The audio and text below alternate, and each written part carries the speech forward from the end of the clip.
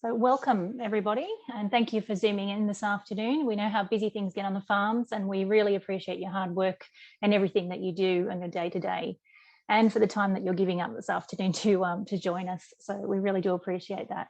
We trust that you're now sitting back comfortably with your notepads ready for today's webinar session. As mentioned in our last session, a key message from the Australian Thoroughbred Industry Workforce Development Forum held earlier this year was collaboration. Each year, breeders' associations in New South Wales and Victoria hold seminars to bring some of Australia's leading equine veterinarians and thoroughbred industry professionals to cover updates and really important information for breeding industry participants. This year, collectively, the Hunter Thoroughbred Breeders New South Wales, Thoroughbred Breeders Victoria, AgriFutures Australia, Charles Sturt University and other industry organisations are proudly sharing a webinar series to champion the spirit of collaboration. I'd like to thank Thoroughbred Breeders Victoria and welcome Charmaine to say a few words. Thank you, Julianne. Welcome everyone. Appreciate you sharing your afternoon with us. The webinars are complimentary and open to anyone who wishes to attend. All webinars we do require registration, but all the sessions will be recorded and links can be found on your affiliated state Thoroughbred Breeding Association website. The Breeders Associations operate to promote, advance, educate and coordinate the thoroughbred breeding industry in each of their states. If you're not already a member, we do encourage you to join up to your respective state. There are a wide range of benefits and state members will receive a copy of the annual Australian Stayings Guide, updates on webinars like these and many other important breeding resources. They provide a vast number of membership benefits as well as circulating information and statistics relating to the industry, in addition to providing advice. The associations also act as a major resource centre regarding any queries relating to thoroughbreds and horse racing and pride themselves on providing accurate and speedy information to the public, members of parliament and other organisational representatives, as well as to their members. Membership is essential for anyone who is involved in breeding thoroughbreds and in keeping up to date with all that is happening in the industry. The benefits far exceed the material gain in books, newsletters, and so on. By doing so and joining up, you'll be joining over 4,000 like-minded people around Australia in supporting your industry. Julianne, over to you. Thank you very much, Charmaine. We're pleased to be presenting today our informative industry lineup on the following topics. We have vaccination requirements, welfare and traceability updates, work health and safety stud farm basics, debt recovery procedures, insurance updates, and superannuation important changes for employers to know. Happily to present our first speaker up, who is Dr. Corrine Smith from Zoetis Australia, and Corrine will be presenting to us information regarding vaccination requirements and resources. Welcome, Corrine. Thank you very much. Just checking that you can see my screen coming up there. Thank you for that very warm intro, and thanks very much for the time to speak to you guys today. So my name's Corrine Smith. I'm very proud to be a part of the Zoetis team. Zoetis is for those of you who are unsure, is one of the leaders in the global animal health in the world, and we're keen partners of the equine industry as well. So my background prior to joining Zoetis, I spent 10 years in private practice, predominantly with racetrack work, before moving into industry. And I've been with Zoetis for 18 months, but am a relatively new member of the VetOps team. So thanks very much for having me. So today, I'm just going to talk a little bit about vaccinations.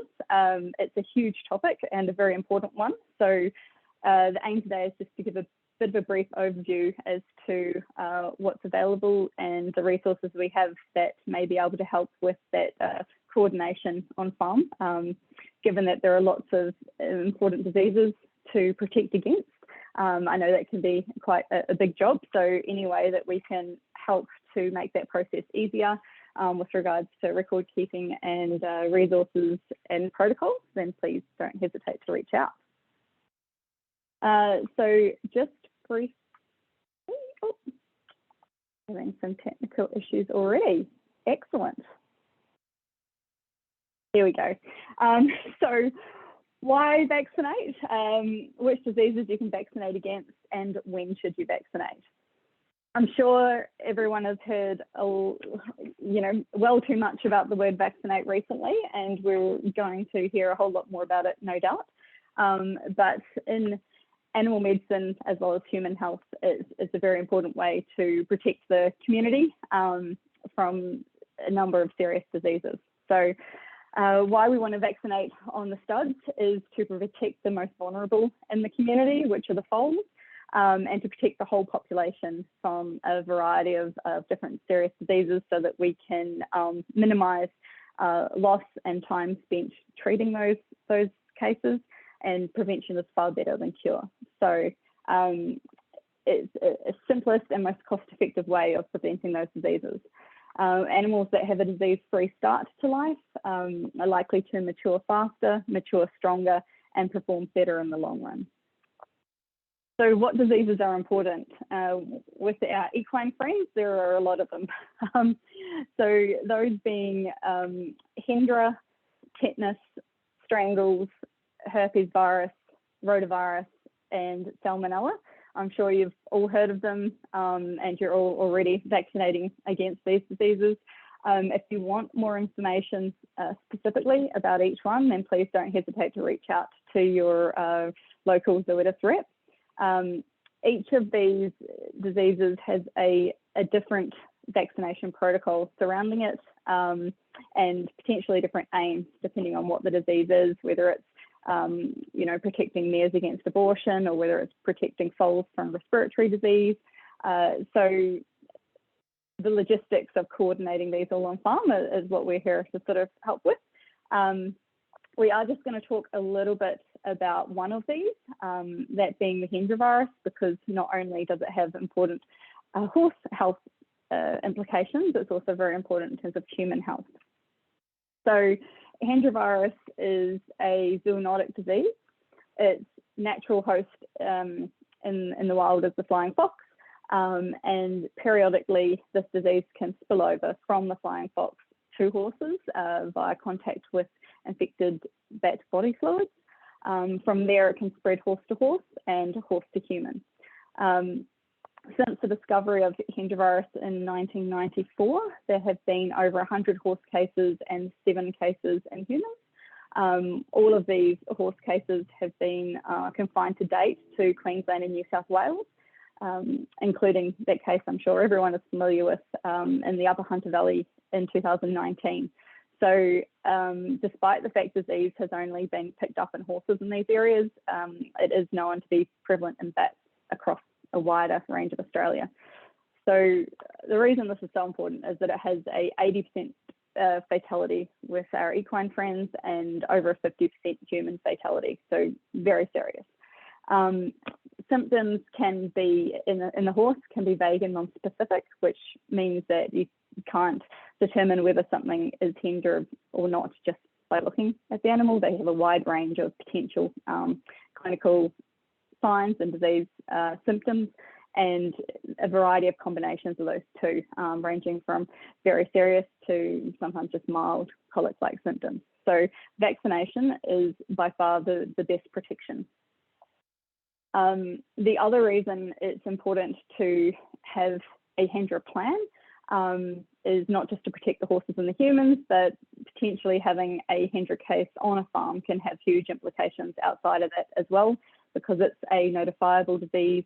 It can lead to quarantine and government control of that quarantine process. There are work health and safety issues and implications surrounding this disease. There may be insurance complications. So yeah, vaccination is a really important tool. They're in our best tool against prevention. Majority of farms, we know, vaccinate their own stock and have policies for visiting mares. So we just really encourage you to continue to advertise those policies so that your walk-ins are not caught unaware by those policy changes. Because of the nature of Hendra virus, it's a registry is kept of every vaccination. it's a vaccine that can only be purchased through your farm vet and must be administered there and recorded, any doses recorded on the registry. That is so that you can also access these vaccination status of horses, so that you can, keep up those biosecurity measures and keep track of horses coming in, moving in and off the property, and the ones on the property for boosters, things like that. So with regards to public access, that is through the healthforhorses.com.au site that's listed there. So you can search a horse's vaccination status via its microchip number on that site. And if you need any help with that site, then equine@zoetis.com is the best place to get that. So in terms of resources, this is, as I say, each class of horse has a different requirement for initiating immunity against these different diseases, and then the pregnant mares have their own programs as well to help protect them at critical stages of pregnancy, and also to convey protection to the foal by way of antibodies and colostrum. So this is just a sort of a one-pager, helped highlight the difference in some of those protocols. But we also have a brochure for Australian breeding horses, common disease and their prevention, which has a suggested vaccination calendar in the back of it, which looks like this. And any on-farm vaccination protocols are going to be, decided in combination with your veterinary support team. But this may just help understand the timing of boosters, the different classes, and help with that record keeping process. I'm sure all the stud management programs have facilities for recording vaccines, setting due dates for boosters so that you can easily obtain lists as to who's due for boosters of these vaccines and when. But if you are interested in having a look through more information about each of these diseases and the different vaccination protocols, then feel free to reach out and we can supply that to you. So I know that was a very short and sharp overview of vaccination, just barely scratching the surface. But yeah, I'd encourage any questions. Thanks, Corrine. I'm just going to have a look in the chat. Yeah, I'm just having a look for you as well if there's anything in there. But as per the usual with webinars, it takes a little time for people to sort of get the hang of it. And the first speaker usually misses out on a couple of questions. If a foal has had rotavirus in the past, would you definitely vaccinate the mare now? Sorry, that's just if a farm has had rotavirus in the past? Is that if a foal has had rotavirus in the past, would you definitely vaccinate the mare now? That's what the question says. Okay, so yeah, good as gold. So yes, definitely, if you've had rotavirus been a problem in the past, we would strongly recommend that. The rotavirus vaccine itself is only for use in pregnant mares. So the priming course is actually for the pregnant mare herself only. So if you've got a broodmare that hasn't been vaccinated before, that initial priming course consists of 3 doses at 8, 9 and 10 months gestation. And then it's an annual booster thereafter just for the mare 6 weeks prior to foaling. So obviously the logistics gets a bit tricky when you haven't got every mare foaling on the same day. So it's very much a program for the individual. Hopefully that helps. Yeah, she's just Vicky's just added to her question to protect any future foals. Yeah. Yeah, correct. So absolutely, if you've had rotavirus, if you've had rotavirus identified previously, then we would strongly recommend vaccination as the best form of protection. Perfect. Thank you so much, and we really appreciate you giving us your time this afternoon. We know how busy you are as well. So I'll no problem at all. Appreciate it. Thank you. So we have Karen Day from Racing Australia, and Karen will be presenting to us the welfare and traceability updates. Thanks, Karen, if you're ready to share your screen and your preso. Thanks very much, Julianne. I'll just share my screen with everybody. Okay, there we go. So I thought I would take this afternoon, actually I'll give you a bit of my background first. So I'm Racing Australia's General Manager of Equine Welfare and Traceability. I started with Racing Australia in COVID last May. So I'm kind of feeling like it's deja vu at the moment, being back at home. But prior to that, I was with Racing New South Wales as their equine welfare manager. Started with them in 2016 as part of the dedication of the 1% of prize money to support equine welfare in New South Wales. And I think one of the interesting things, being from a PRA originally and going into Racing Australia, I really realised how little, as a PRA, we actually knew about Racing Australia. And I kind of feel like that translates into other markets. So I want to take an opportunity this afternoon to kind of talk a little bit about who Racing Australia is and the functions that they provide, and then also delve in a little bit deeper around the traceability rules, the motivation behind them, and then getting into a bit about a new project that we'd like to try and pilot out with the breeding sector.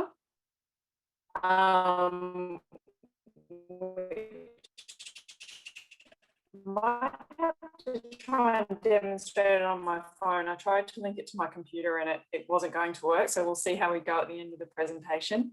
Oops, sorry. And the areas that we actually focus on. So we are obviously the regulatory body around breeding and racing. Racing Australia purchased the stud book 5 years ago.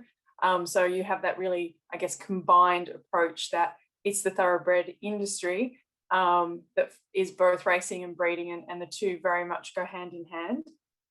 We're a software and services company. So the SNS is our national system, which basically racing runs on: nominations, scratchings, anything you can possibly imagine sits in the SNS, and more that's getting tied in with the functionality of the stud book. The back end of the stud book is powered by a system called Reins, and Reins and the SNS more and more is talking together. I think that really, with the foal declarations, I think that was a really big part of seeing those two systems coming together. We're a bureau services company, so that's essentially that we're available for the industry to support them with the functions that they need to process. So if, for example, a trainer isn't used to being online, he can lodge his nominations and his stable returns over the phone. In the same way, in the breeding sector, if people are not using the stud book digitally because they don't have access, mindful of the diverse nature of a breeder profile, they can call up and process their stallion returns and their mare returns over the phone.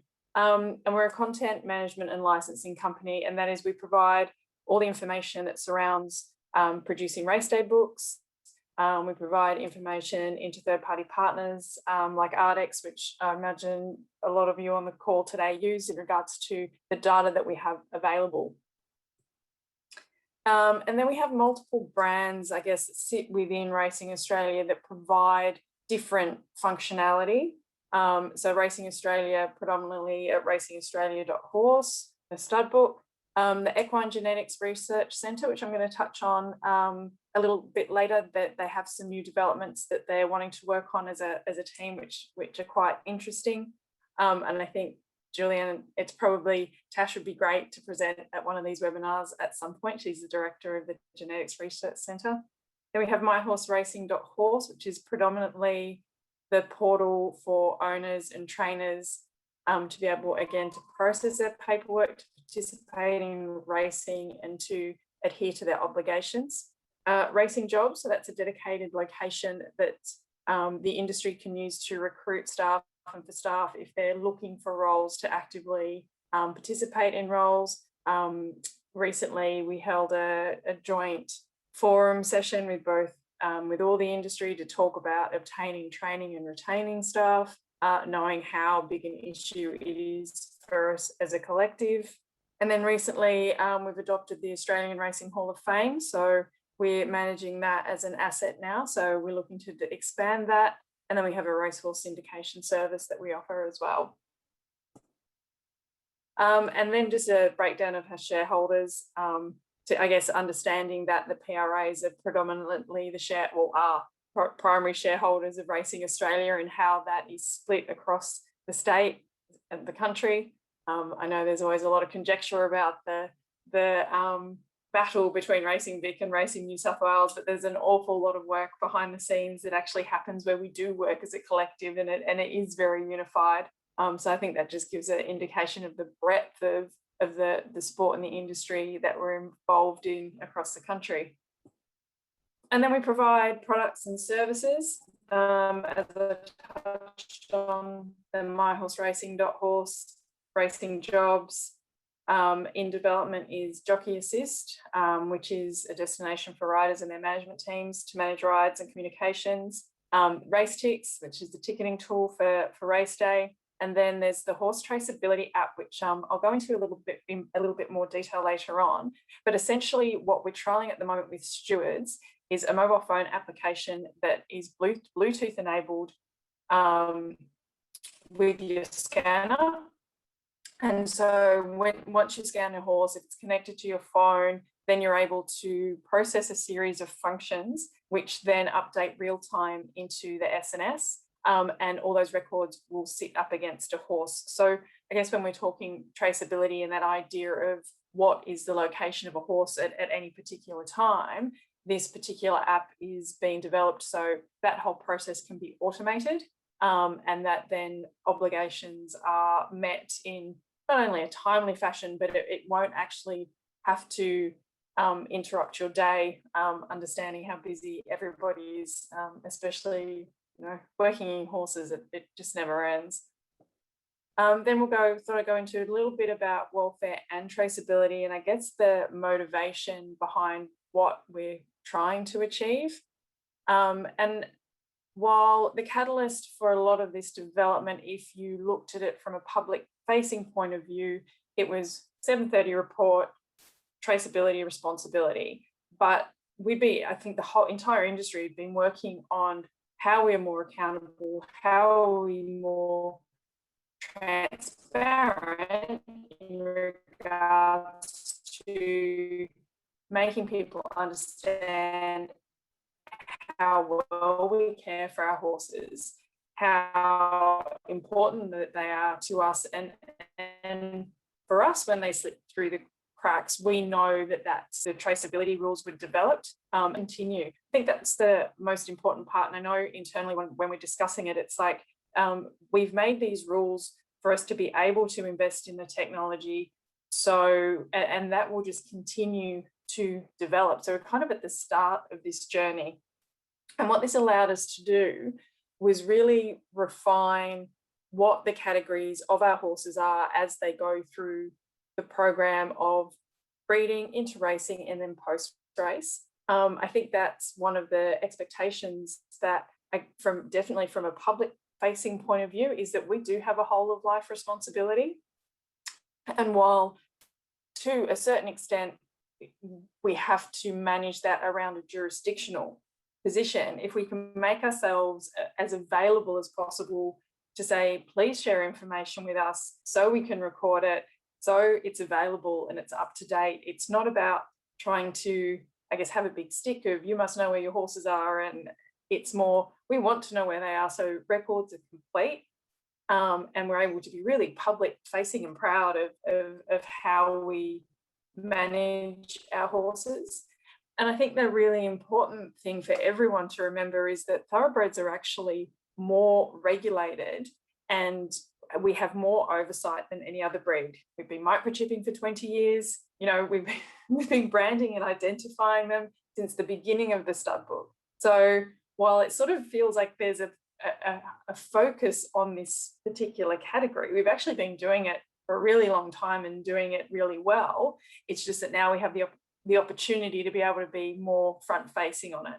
So how the horses are categorised is unnamed breeding horses. So obviously those animals that are participating in the breeding industry.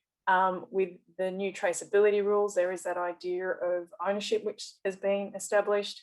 So when a registration of a mare or a stallion is made with their location, there is also that breakdown of the ownership. there is now a piece of work that's being done that allows, if the racing ownership stays into the mare ownership and then subsequently the foal ownership, then it's literally a tick of the box within the Australian stud book. Unnamed horses, named registered horses, and retired horses. There's obviously quite a focus on the retired horse space, but I mean, I've been looking at the data for quite some time, and there's been a real improvement in regards to how we self-report.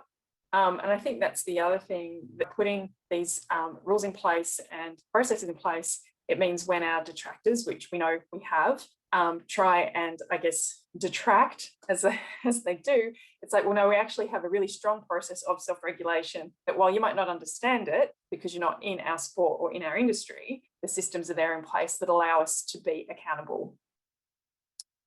And so the key points for the breeding sector, so establishing the ownership, as I mentioned, I can share, I mean, not a detailed number, but since May the 1st, we've had 20% of known breeding horses have registered their ownership. And I think that's really, it's really great, because then we also have this network of accountability beyond of just being stud managers. The simple process of racing ownership to transfer to breeding and subsequently foal ownership.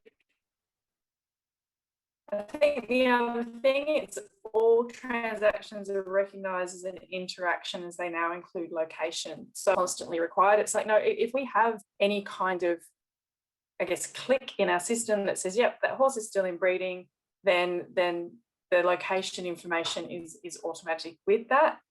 The main point will be is if a horse hasn't had any active engagement with the stud book, and in racing it's over a 6-month period, then that's when Racing Australia will follow up and request updates.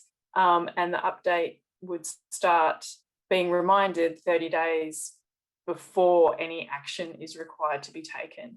So there's a real element of trying to be proactive from our side in terms of going, hey guys, we know you're really busy. This one's probably slipped through the cracks. Is there anything we can do to help?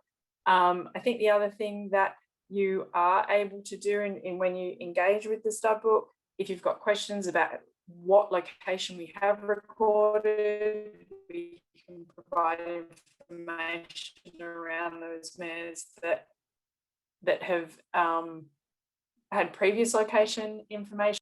If everything is up to date, is something that we're really passionate about providing support for. And then what we'd like to do, as I was mentioned before in regards to the app, is actually create a pilot program for the breeding sector, and we're working with a working name breeder assist at the moment. So it's about creating a pilot version of the Traceability app that is specific for those tasks occurring when in breeding. So the steward version allows the steward to select the reason why the horse is being inspected. So yeah, so it populates basically all the information that's on the Thoroughbred identification card is populated through this app. And then I think one of the things we'd love to talk about is what tasks within a farm, based on the data that Racing Australia has and the stud book has, what could we support and what would make it functional. I mean, we have some ideas internally, but it would be great to get some interest around. There's a working group that people might be interested to get involved with and say, okay, how can we help automate some more of these services so the requirements aren't as arduous as they may currently feel.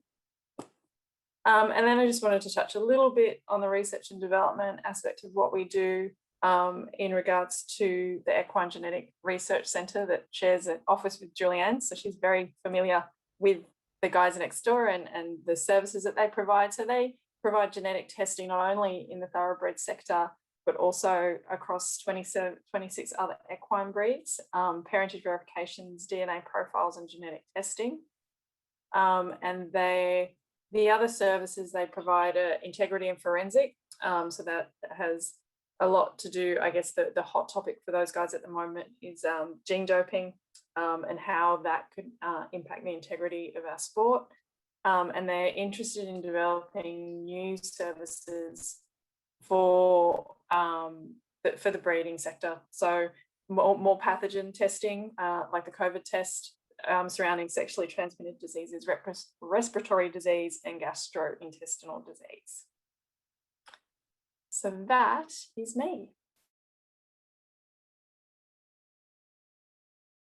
So Jade has asked, I appreciate the importance of traceability of thoroughbreds. Why all the fees to change ownership and location? Wouldn't it be more desirable for people to do these forms if it was free? There is no charge for the change of location form. I believe that there's no charge associated with that. The change of ownership, the transfer of ownership fee, that's very much a processing fee. I think and a lot of that is not done online. That's actually all a manual process. So that would be the core around that. But yeah, in regards to location change, in regards to status updates, and in regards to your first registration, in regards to breeding stock, there are no charges associated with that. So most of the fees are around what it costs the business to keep running. And I suppose I have a question just following that one. You know, is there going to be a change coming for online services so that we're not having to do necessarily forms and things, so that we can make it a little bit easier for our day to day? Yeah, real time. Yeah. Yeah, and I think the hard part, or where we struggle a little bit in terms of coming to market with some of the stuff that we do develop, is that we want it to be perfect we want it to be perfect and complete before we take it to market. And we're trying to kind of push a bit of a cultural change internally, which is, it's okay if we're not perfect, but can we be doing regular updates and communicating about those a lot more? So yeah, internally we're having a little bit of a cultural shift, or trying to. So, all right. There's a question here from Emma.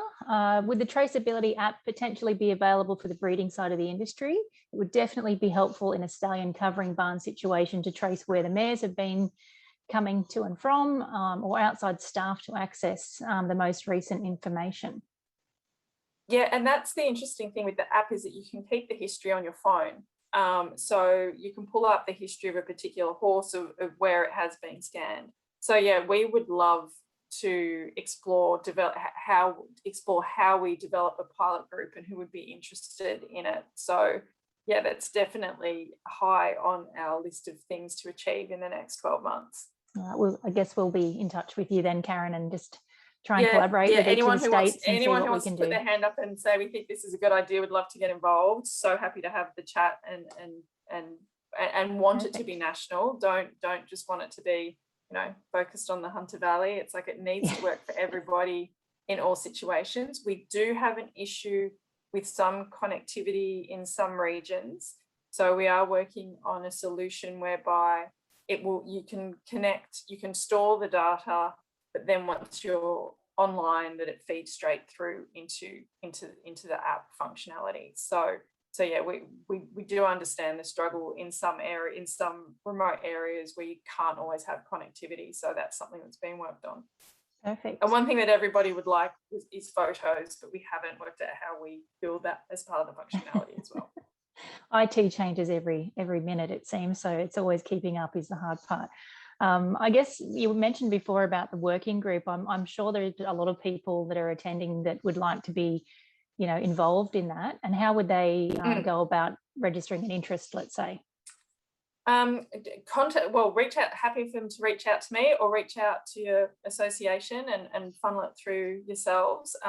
Obviously, when it gets more traction, we would approach everybody and go, we want to work on this. How do we make that happen? I have written an internal paper for consideration. So, because obviously we need to get budget and things like that, but there is a real appetite to drive it forward. So yeah, it will be sooner rather than later that we'll start having those discussions to engage. Perfect. Collaboration, love it. Yeah, all about it. We have a last question here for you, Karen. It looks like ID cards. Will they become obsolete if the scanning on the phone function takes off? Hopefully, as they get lost. and then have to be purchased for the horses to be sold through the auction houses. Yeah, So, I think that's and look, we've started talking to the auction houses, and I imagine that would be how we would want to put the pilot through, that we start with a particular group of foals and we follow them right through, get a really strong understanding of what's needed along the way, and then tweak it, because obviously we need to get transport companies involved as well, because you want to be able to scan it every step of the way. We had planned, or we had intended to try and work with Magics with these yearling, the yearling inspections that are currently occurring, but we just completely ran out of time. So it's very much on their radar as well, in terms of, okay, how do we get this happen, because it benefits everybody. perfect. All right. And what information needs to be supplied, because race day is very different to this sector. Definitely. So we do have some horse inspection functionality. We have a lot of race day functionality, and now it's about looking at the breeding sector and going, what data do we have that is valuable that people want to be able to see on the spot, and how do we recreate what the template that we have into something that services the breeding industry. Perfect. All right, we really appreciate everything that you've presented to us, Karen. Very informative, and I'm sure you're going to get quite a few emails in the next few days. more than happy to help. And look, we are Racing Australia does proactively want to engage more and be, I guess, more open in what we're trying to achieve. So anything I can do to help facilitate that for anybody, happy to help. Great to hear. Thank you so much. I'll thank you. be sending you a lovely gift in the post, so keep an eye out for that. And yeah, thanks again. Good to see you on screen. You too. See you soon. Okay. I'll introduce our next speaker. We have Daniel Bowcock from Safe Industries Australia, and Daniel's going to present to us the stud farm basics on work health and safety. Not always a topic that everybody's super keen on hearing, but in the current health climate, it does seem to be one that is coming up more often than not. So I'll let you take it away, Daniel. You've got your screen there ready. Ready to go. Thank you, Julianne. You're welcome. I'll just share my screen. Hi, everyone. So Daniel Bowcock's my name. My business is Safe Industries Australia.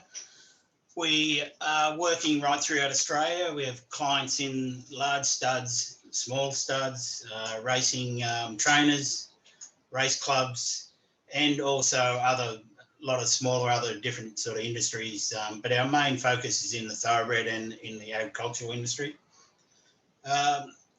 So the main thing, just quickly today, wanted to just get through work on safety and what you guys should be doing. The basic facts is the government has passed legislation, and the law says that you should have, if you're running a business, you should have work health and safety in place.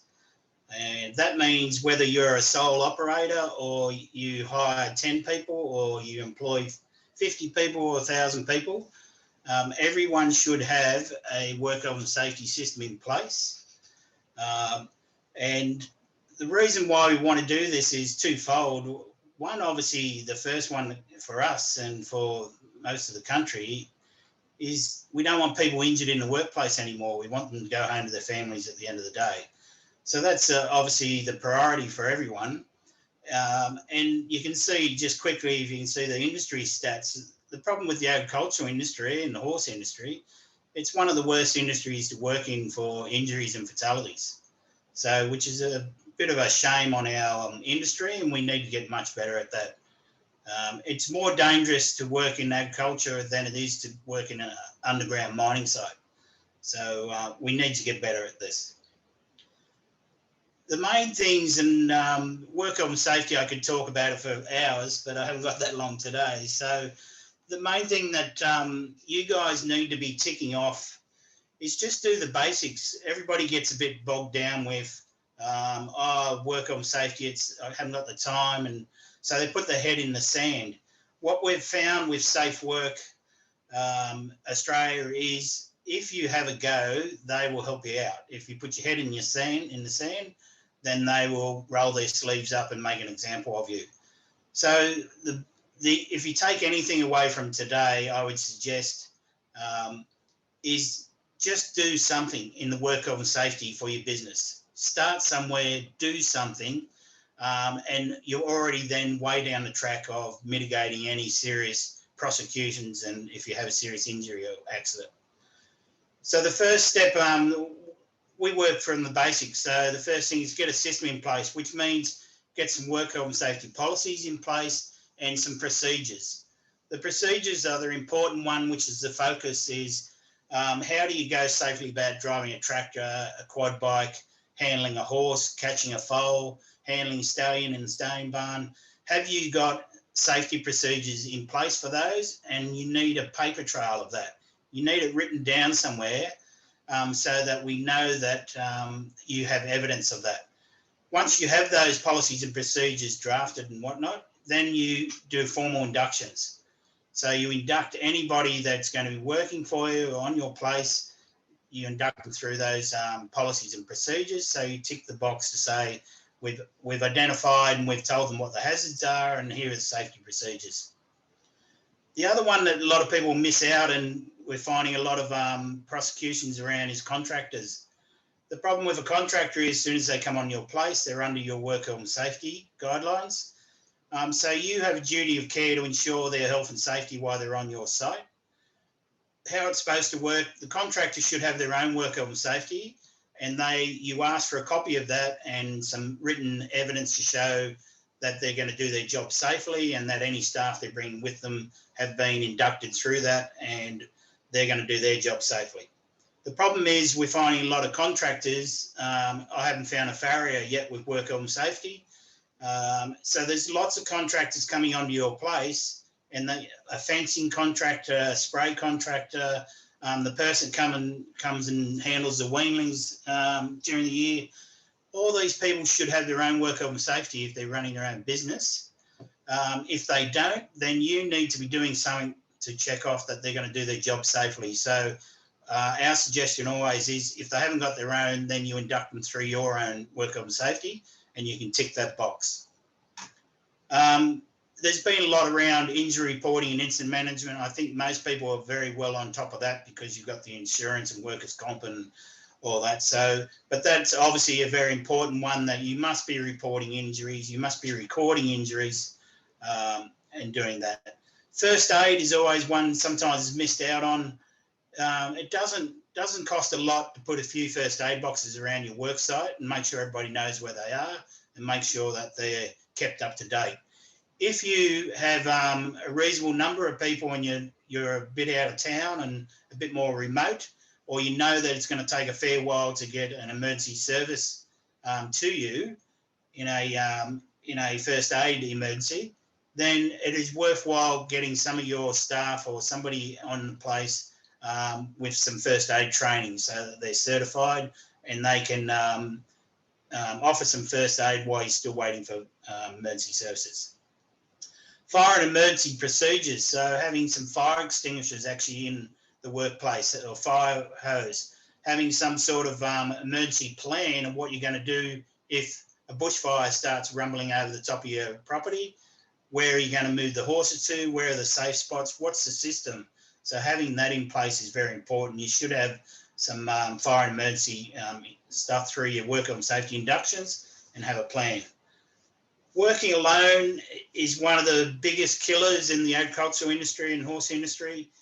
And we've done it for so many years that people are working on their own all the time, which is fine because you have to work on your own a lot of the time. But what we need you to change in your workplace is you have to have a system in place where you can check on those people working alone. So if you send a guy out to plough the back paddock all day and he gets out of the tractor at 9 o'clock in the morning to pull something out from under the plough collapses on him, when are you going to find that person? More than likely you won't find him until he doesn't come home to dinner and his wife rings you and says Bob hasn't arrived home. So you need to have a plan in place, a check system during the day. Someone has to be calling him up on a two-way phone or going driving by and seeing that he's okay during the day, because if you can find him and he's only been under the plough for 2 hours compared to him being under the plough for 8 hours, then you probably save his life. You must get better at this and working alone, like night watch. We've still got a lot of studs, one person on at night watch. When will you find out if that person's been injured during the night? Is there any check system?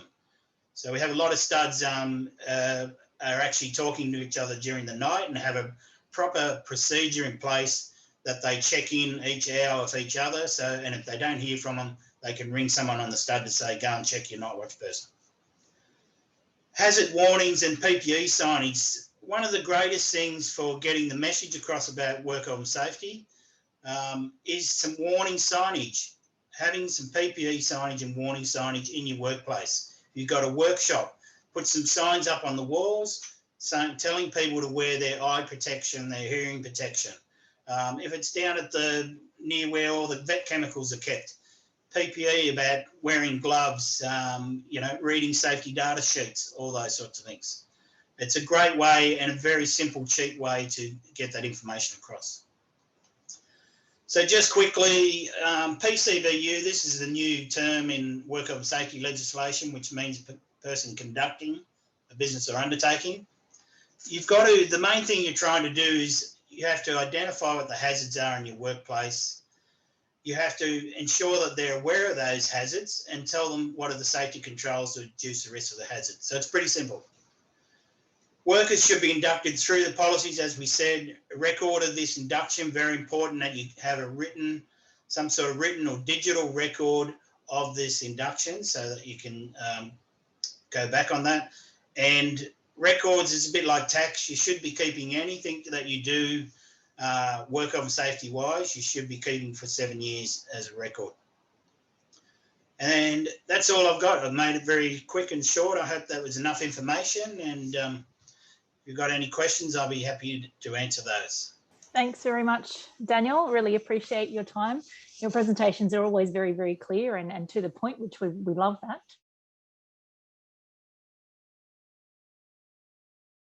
Do the stats recorded on incidents, do they have an effect on workers' comp fees? So I know that some other industries, they have that structure in place and it makes it quite expensive when you list a category. There's definitely a correlation now to workers' comp and insurance, particularly. If you can show you've got a good work health and safety in place, that should help you negotiate better insurance terms. Right. And the other question I have here is business requirements by the government. So I suppose you could say there's an equal importance. I mean, we've always understood we need to have a work health safety plan, but at the moment, having a COVID plan for your business, I suppose they're sort of hand in hand. But is there's regulation there, but is there actual I suppose policing around that, or is it you wait for something to happen and then you get into a smack on the wrist then? I think it's the COVID is a funny one because it's obviously very separate to the work health and safety in one respect, and it's governed by the government bodies and the health department and such that govern those requirements. The thing though and what I've worked with my clients is to have at least we've put in what we call a coronavirus policy, which is not specifically just COVID, because coronaviruses are things like the flu, can be a whole heap of other different viruses. So we've worked with more in that scope to say that because any of those viruses are a hazard to your workplace, and so therefore if it's a hazard, then you must identify that hazard and put in some safety controls to reduce the risk of it. So that's how we've approached it. As in the policing side of it, I think that is more through the health department side of things that they're looking at that. So, but highly recommended if you haven't got some sort of COVID policy in place, coronavirus policy, and definitely having some signage up around the workplace about COVID, about hygiene, hand cleaning, distancing, social distancing, all that should be in your workplace. And there's lots of resources. If you go on the internet, you'll find it in your government bodies, and they'll link it through the Safe Work Australia. There's plenty of stuff about COVID and what should have in place, and plenty of material there you can download for science and everything. Perfect. Thank you so much. And we have got some industry COVID resources and templates as well available on the state's website. So if anybody is looking for that, we actually covered that in Tuesday night's session. So thank you again. Fiona Scott from Thoroughbred Recoveries, and Fee's going to talk to us today about debt recovery procedures. So take it away, Fee. Great, thanks, Julianne. So I'm just going to give a little overview of Thoroughbred Recoveries and how we've ended up in the space where it's quite specialised in recovering debts in this sector. I've been working in this job for about 2.5 years, and in that time, the growth within this section has been absolutely enormous. And we're lucky there's a group of 3 of us, and we've got a rural base and we've got a Sydney base, and all the 3 of us have an interest in the equine industry as background. And we've got James, who works out of Scone, and Georgia, who works out of Victoria. So basically we've got an in-depth specialist knowledge of understanding how specific it is in recovering debts in this sector. And I'm going to actually get Julianne to show you a video which is made by Annette English, who is the director of this company. And it just gives a very brief overview of the boutique business that we are and why we're quite specific in this sector. So if Julianne, you could actually play that for me now, that would be fantastic. Is a boutique debt recovery service for the racing industry. It includes not just people involved in racing per se, but also all the services around racing. Our clients include stud farms across Australia, it includes horse transport businesses, it includes equine veterinary services. Thoroughbred Recoveries was born in 15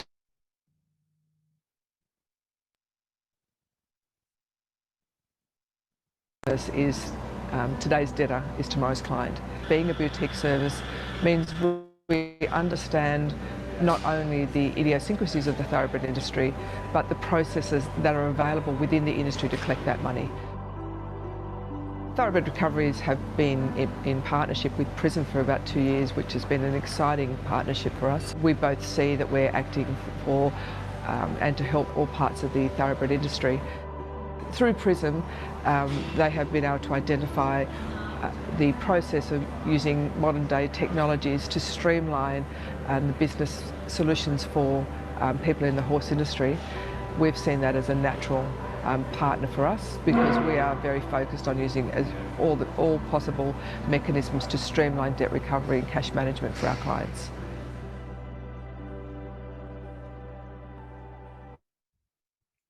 That's great. Thanks, Julianne. A few gremlins on the line today, aren't there? So basically, just to reiterate what Annette said, this is where we come from. Because we have this unique understanding, we are incredibly aware of a debt one day, a client the next day, on your behalf and representing you that way.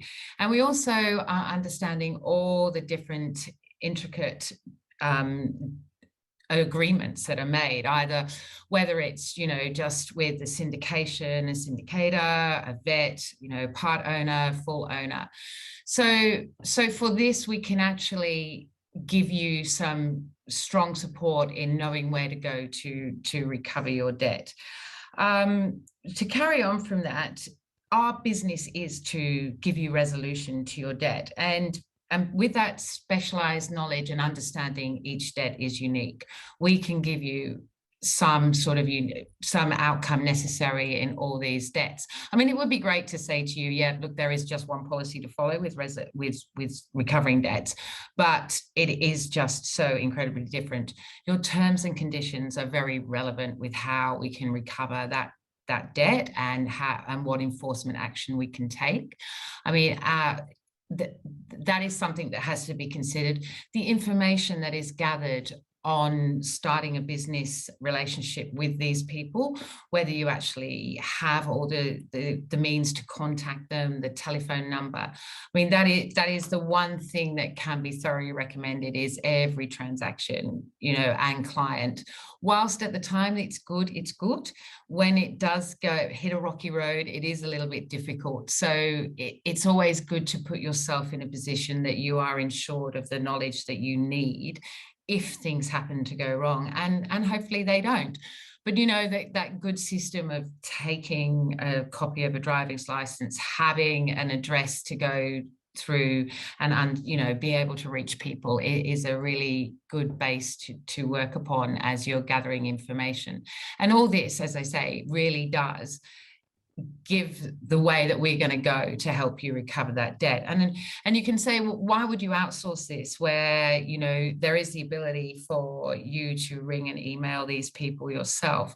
But I think by bringing someone in as a third party, as we are, what it does is it really signals that the status quo that has been arrived to, which is basically them not paying the bill and you asking them to, it's changed the way that they look at it. They know that now this is no longer acceptable, and there has to be a point where we have to drive forward and pay this debt.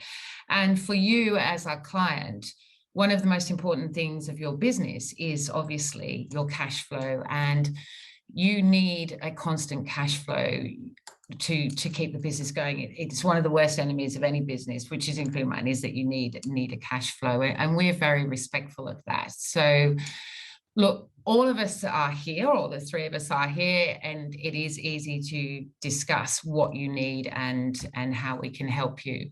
Once you've decided, or if you have decided that you would like to come over and have a consultation with debts and come on board, it is then simply started with our letter of demand. And the letter of demand really is, we have two forms. We have, very briefly, which is a long talk in itself, but we have two forms. We have a client self-loading portal where you can just pop in the details yourself, and you receive you send out a soft letter, and it just says, look, please can you pay? If not, in 2 weeks, you know, we'll go to debt recovery. Or you just contact us and just say, Fee, I've got this non-payer, these are the invoices, can you load up a letter?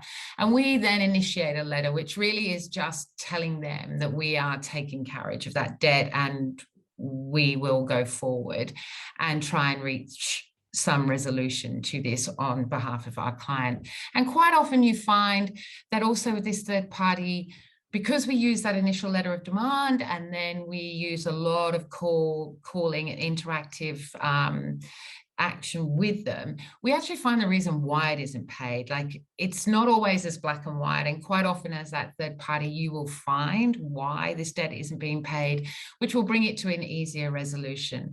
And then, of course, you will also just get the people that have no intention of paying and are quite difficult, and quite often we can then guide you and give you the best support down the legal road. So if this needs to go to a legal entity, we obviously have a sister firm that we use, Morgan in English, and we ourselves are able to act as that buffer for you, so that at all times you understand, because at all times we do actually understand that this is your money, it is not ours. We act on your behalf with your best interest.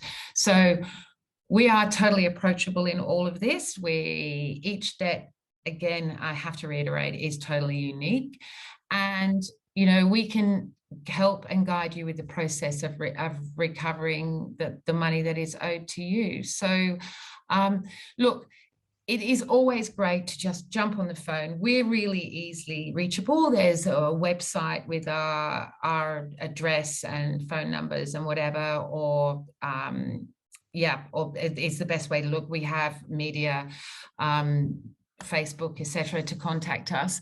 But if you want to have a discussion, it's just easy. We can do an assessment. We're incredibly open to being honest about what your chances of recovery are, because there are many things that influence that. But like I said, hope I've given you something to think about, and we are more than happy to individually discuss with you and give you some guidance on that recovery. So just let me know.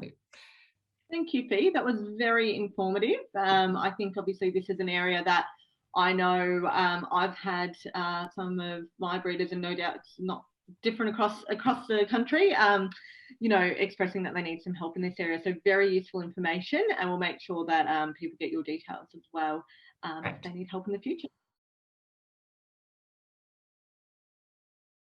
So now our next speaker that will be joining us is Brad Tindall from Surewise. So Surewise was previously known as Newmarket Grand West and have been partners with TBV since 2008. The organisation has played a significant role providing insurance solutions to numerous thoroughbred farms over many years. In 2008, with the launch of the Newmarket Gold Liability product, this provided bespoke public and product liability insurance protection, which were unmatched in the marketplace. Surewise's Newmarket Gold Liability product is industry recommended and utilised by many of the farms across the thoroughbred industry.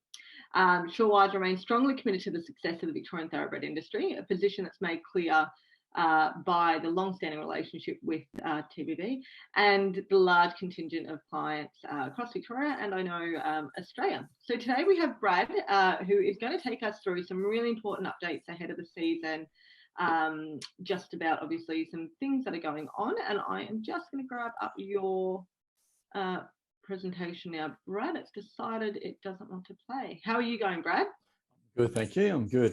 Technical problems not coming up. There's always a few. I think that's Zoom bingo, isn't it? Yeah. Rightio. Here we go. Happy days. Excellent. Thank you for that. Look, yeah, thank you to TBV and Charmaine Julianne for giving us this opportunity to have a bit of a quick chat for you today. I understand that insurance isn't the most sexiest subject to be talking about on a 5 o'clock on a Thursday afternoon, so I'll make it pretty short, sharp and simple for you. Look, all I'm going to do is just go through quickly who we are, Surewise are. Obviously from the first slide there, we've been a business partner with Thoroughbred Breeders Victoria since 2008, formerly known as Newmarket Insurance Brokers. And then in a little symbol up the top is the Newmarket Gold Insurance, is basically just information which we provide for equine insurances, our equine division. The second slide there, I think Charmaine's got up now, is just the specialising in the equine bloodstock insurance. Look, just go back one, Charmaine, that's it, yep. So yeah, the mainly 4 products. Look, I'll touch on the first 2 today because they've been a little bit topical in the last couple of weeks, particularly regarding some incidents which are happening in the thoroughbred industry. But one's our Newmarket Gold Liability insurances, our professional transport operators for the thoroughbred industry, stud farm property insurances, which is your bricks and mortar, and then your sorry about that, just moved one, go back, yep, thoroughbred mortality insurance. So the 2 I want to touch base on is basically the Newmarket Gold insurances and the professional transport operators insurances for you. Now, if you go to slide 3, basically the Newmarket Gold policy is delivered as a tailored insurance product and risk management solutions for the equine and bloodstock industries. As it says there, it's a unique and bespoke product which is provided to the industry. It was first delivered back in 2008, we mentioned, by the division of Peter Lewis. This gave us the ability to provide a product to the actual equine and thoroughbred industries. If we can move on to, I think, number 3, I think, Charmaine, where are we up to? Yep. So next one after that. There we go. So I'll just point on in regards to a couple of topics there on that one. So the general slides. So our product, we have probably a footprint across Australia of the about 163 thoroughbred farms and stud farms, adjustment properties, pre-training facilities, which provide this insurance for. As it shows on there, it's bespoke products at $20 million public and products liability, $1 million financial loss, errors and emissions cover, some care cost control cover. Obviously in a stud farm, that's in relating to the third-party horses, which is in your care custody control. The policy is catered, it's not one size fits all. As you can see, we can do anything from $250,000 any one horse up to $2 million any one horse, any one incident. And the bottom one, which I'll touch on, is the transportation extension, which has been a hot topic because there's been a few incidents both in the Hunter Valley over in WA and then also in Victoria last year regarding horses being transported around the country in the back of a truck, been involved in incidents. So we can move on to number 5. There we go. The claims examples on that. Look, what I'm going to touch on here is just a couple of claims examples which we've actually had, and the actual exposures involved in the horse industry. Obviously, some of these policies and incidents which have occurred. The main thing is the policy provides the legal protection for which you're liable to pay damage to property in your care, custody, control, and bodily injury to third parties. So just touching on some claims examples. The escape of horses due to negligence in your handling. Claims we've had there is with horses have been got away prior to going to the stud sales and so forth. A client of a stud farm may sue you in regards to damage to the horse. And the main point of that is that we will manage the claim and also the actual defence costs in regards to that claim. Pasture contamination, we've had on some claims, or one particular claim, there's been a pasture contamination to third-party horses on your property, which resulted in some illness and deaths on those horses. The third one is injury to horses, unsafe fences and gates and stables where a horse can get out onto the road. Hit a school bus, hopefully not, but also it covers the policy, provides the defence costs. And if you're found legally liable, the cost of those horses which are damaged due to that incident. The fourth one is the motor vehicle accident. Now, this is the one I do want to make the point of. We had numerous phone calls and conversations with clients throughout Victoria and New South Wales and where their liability holds them in regards to floating a horse, of being a third-party horse. If you're taking that horse to a sale or to a vet hospital or even just a walk-on mare, that horse is in your care, custody, control whilst being transported. The actual Newmarket Gold policy extends to provide cover for that horse being transported to the third-party site and back again. So if you're legally liable for damage to that horse whilst it's in transit, the Newmarket Gold policy provides that cover under the care, custody, control section of the policy. So pretty important stuff considering those incidents which have happened recently.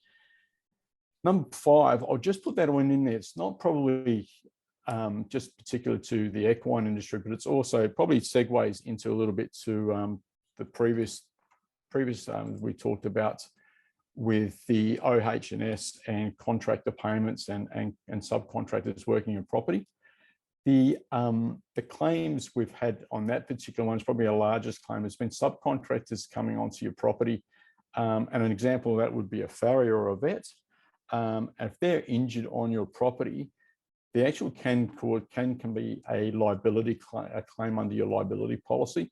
Obviously, they can be covered under their workers' compensation, but their workers' compensation, if you've got contributory negligence in regards to injury to that client, that third party or contractor, it can come back to a liability policy claim. So certainly one of our largest claims we've actually had has been under that subcontractor working on a third party property.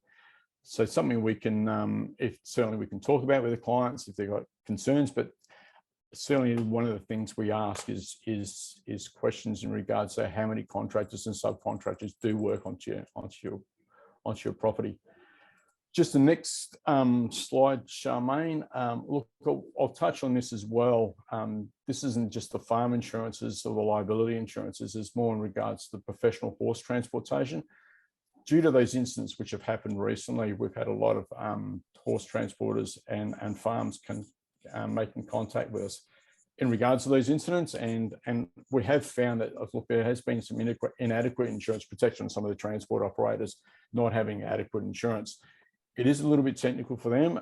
There are 2 types of policies in regards to the type of coverage. It's legal liability cover, which is basically defence costs, but also you can provide an accidental loss or damage cover, which is more expensive cover, but it certainly gives you a full accidental loss or damage cover for those horses in your control. The problem with a legal liability cover, if you're a transport operator and you don't have a cartage note and that cartage note hasn't been activated, basically the insurances are worthless because it relies on that cartage not being completed before the transportation of the horse. So so if anyone wants to call or have a discussion in regards to their insurances and that, happy to provide it. On the next slide, I've just got my contact details for any questions. Certainly phone call and so forth. There's my email.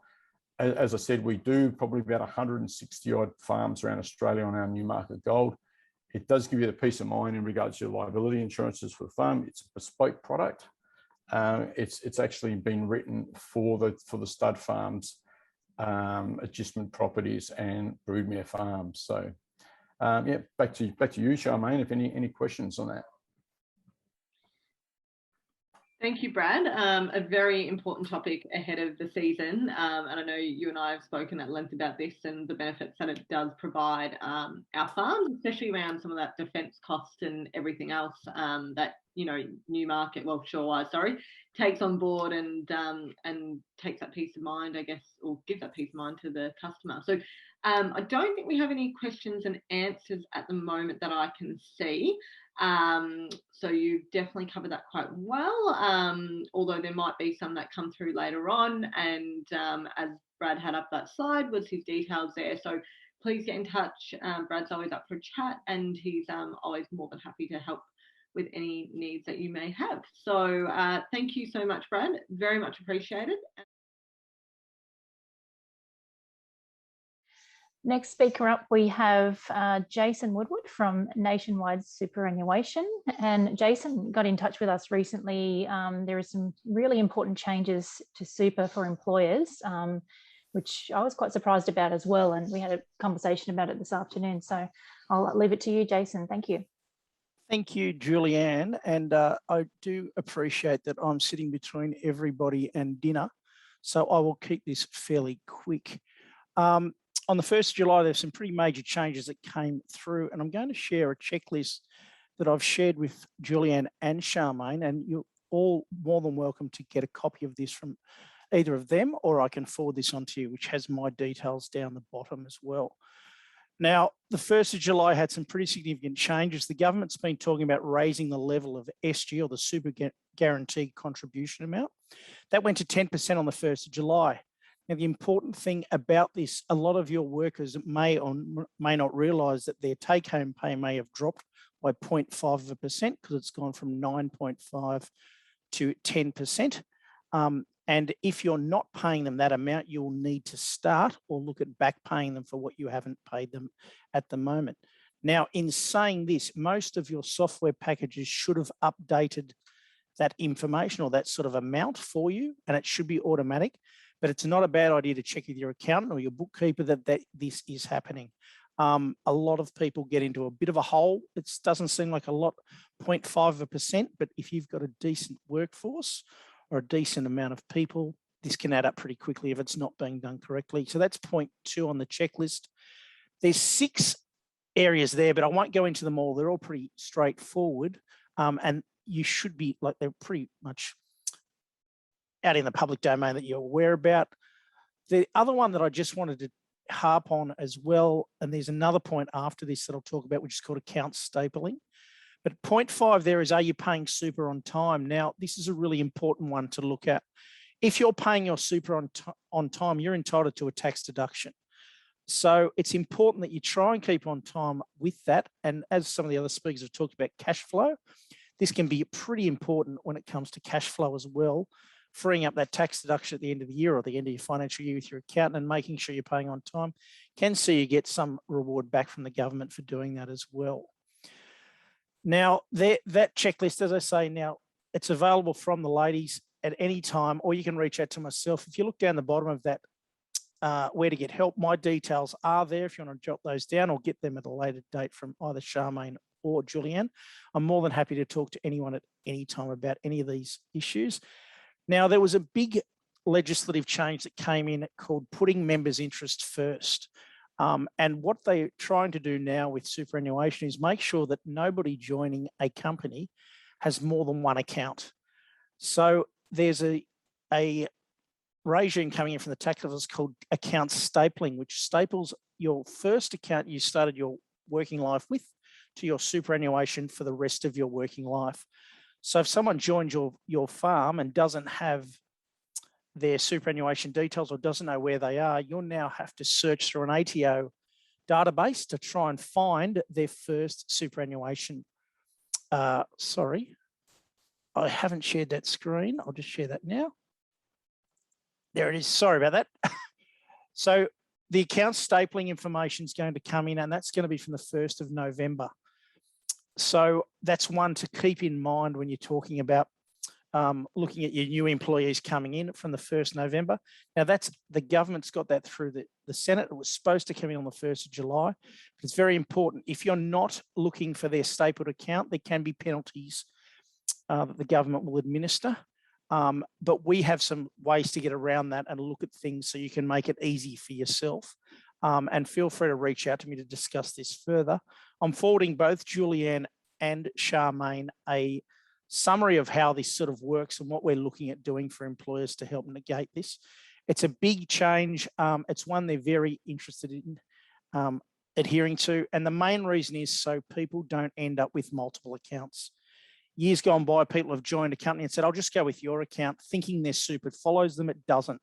You can often find junior people who've worked at KFC, Woolworths, a bottle shop, a pub, and then a farm, will have 5 different accounts, 5 different lots of fees, 5 different lots of insurances. Fee erosion takes everything out of all their accounts, and they end up with a very small amount going forward. So this is where the putting members' interests first legislation or just tries to fix all that. So I've left you with the most exciting part of the day to last. As Julianne will sort of adhere to, I'm never really that long with my presentations. That checklist there, as I say, available to anyone to use. It's, if you want to pass it on to your payroll manager and they want to give me a call or accounts person, feel free to. Otherwise, give me a call at any time. I'm always here to help. And thank you very much for your time. Enjoy your dinner. Thanks, Jason. I really appreciate you spending time with us this afternoon and really highlighting that important information for us. So as Jason has said, we're happy to share that, that document that he's got on the screen there. So thank you very much. Thanks, Jason. I really appreciate you spending time with us this afternoon and really highlighting that important information for us. So as Jason has said, we're happy to share that, that document that he's got on the screen there. So thank you very much. So just to close, I'd like to thank all of the speakers for their very informative presentations. We have a wonderful gift from Hunter in a Basket making its way in the post to them. I thank everyone that attended this evening, and we trust that you've gathered some really important information. We have plenty of more webinars coming up, and I'll hand over in a minute to Charmaine to give you the details of those. And I just wanted to explain a little bit about the series. I actually didn't introduce myself at the beginning. I think I didn't do that on Tuesday night either. As you can see in the background, I represent 2 different entities in the association. So rather than confuse people, I'd rather just say I'm Julianne Christopher and I can help you if you're in the New South Wales state area. And the same with Charmaine, coming from the Victorian state area. The other states we're hoping might be able to join us at some of the webinars, maybe in next year's series or later in this series. So I'll hand over to Charmaine and she'll be able to give you the upcoming webinar information.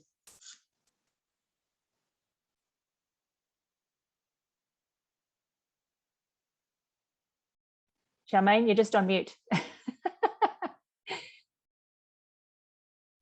I was so determined I was going to take myself off mute, but I think it's time to have something to eat after this.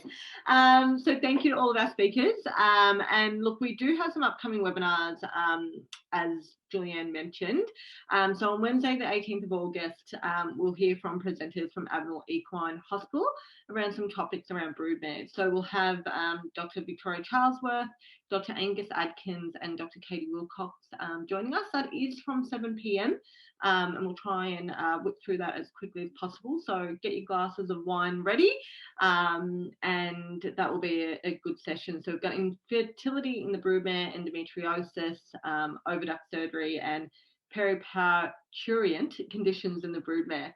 I might have butchered that, but we'll see how we go.